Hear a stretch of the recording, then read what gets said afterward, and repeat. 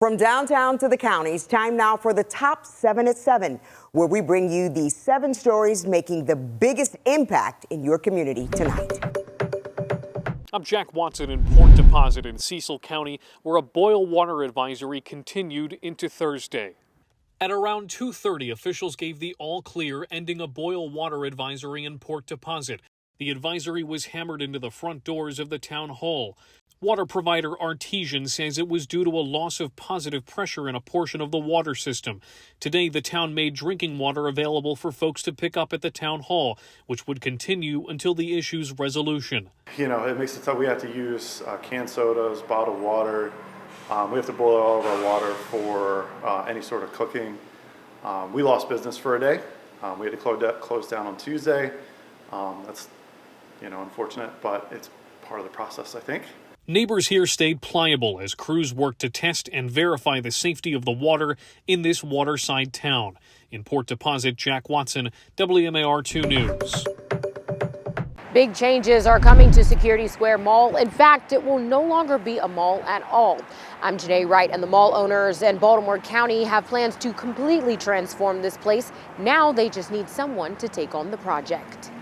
Baltimore County announced they're looking for a developer for the property. The goal is to turn the nearly 70-acre property into a mixed-use community hub. The announcement follows a unanimous vote to expand the revitalization property tax credit in the county, which will bring redevelopment in key commercial and transit-oriented areas in western Baltimore County.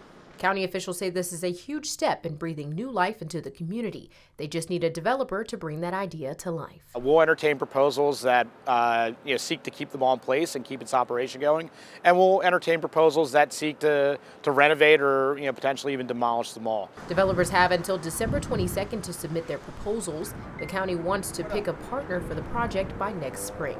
Janae Wright, WMAR-2 News. This is Linnea Hoover with WMAR-2 News. There's an update to the vision for downtown Columbia, and it includes affordable housing and a new central library. Maryland and Howard County need affordable housing. The region and the state have a severe shortage of housing. We see rents and prices rising simply because there are more people who want a home than there are homes. Howard County needs to build 900 affordable units before 2046. So far, 71 have been built. But at a press conference Thursday, it was announced that more affordable units are on the way. 5 total developments are expected to bring hundreds of safe, affordable units to Howard County residents. As part of this project, we are partnering with the Housing Commission to construct 174 mixed-income housing units, of which 87 will be affordable. This project marks the first of 5 Housing Commission projects that will ultimately deliver more than 400 units downtown. Officials hope that the inclusion of affordable homes, artist flats, and a new library will be a step forward in the redevelopment of Columbia and Howard County. In Columbia, Linnea Hoover, WMAR-2 News. Baltimore County Public Schools Superintendent Miriam Rogers was joined by state and county officials as they broke ground today on a $288 million construction project at Towson High School that will modernize the 1940s-era facility. A new and more focused emphasis on academic achievement, civic pride, and student and community excitement. It is that promise that we celebrate today. A 5-story classroom addition will add nearly 500 new seats. The new wing will house career and technical programs, special education services, and the school's law and public policy magnet programs.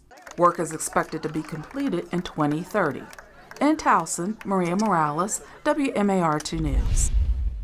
I'm Mallory Safaste in Towson. It's a conversation many of us put off. Who makes decisions for you if you can't, and who inherits what you leave behind? National Estate Planning Awareness Week is a reminder to create a will, update it, or start talking about it. When it comes to estate planning, Virginia Kwiatkowski is on top of it. We had our first will very early in our marriage. At the time, her husband was active duty military. Then they had a child and updated it again. Virginia even brings it up with her friends. I'll say, hey, do you guys have a will? And most of them say they do. The few that say they don't are like, we've been meaning to get around to it. That's a common response, says attorney Alice Young with the Baltimore Estate Planning Council. You need a will to carry out the terms of your wishes after you pass away. But the fact is, None of us gets out of here alive. The hardest part may be deciding who should inherit your estate or care for your children. A plan doesn't have to be perfect to be in place. And a lot of people get, especially people with young children, worry that if they don't figure out the perfect plan, it won't be good enough. And so they put it off and put it off and put it off. But in fact, a good enough plan is good enough.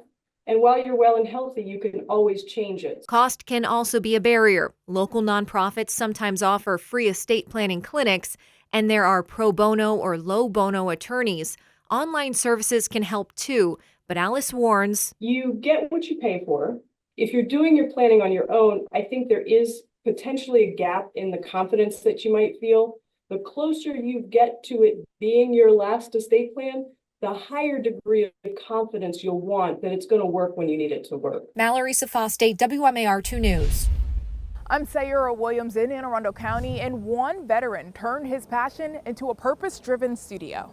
In a quiet Edgewater neighborhood, a new kind of mission for former Marine Jesse Seif has opened doors. Once a snare drummer with the Marine Drum and Bugle Corps, Seif spent his service years performing for the country he loves, but behind the music, he found another calling: telling stories. When he left the Marines in 2020, that purpose followed him home, right down to the basement, where he and his wife, an active duty Marine, built a studio from scratch.